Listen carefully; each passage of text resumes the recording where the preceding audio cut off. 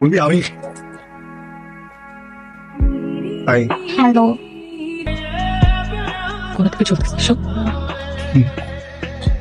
কবে থেকে চলতেছে? বিনা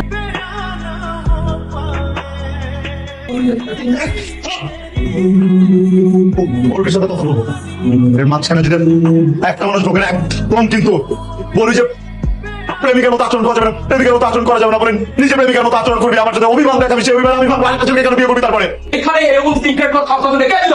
আপনি থামেন, ও বলতেছে ওকে বলতে দেন।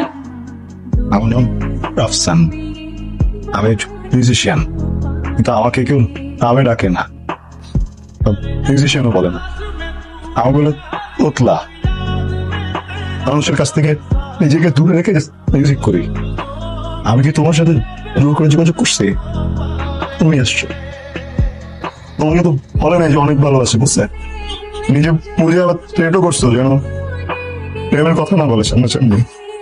আমার স্টুডিওতে মেয়েটা আমাকে না জেনে মিসবিহেভ করছো।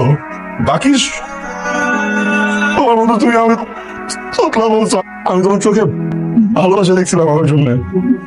আর যদি বিয়ে করবা তাহলে আমার সাথে ওই দিন ওটা কি ছিল? কি ছিল বলো? করবি তুমি না তোতলাই।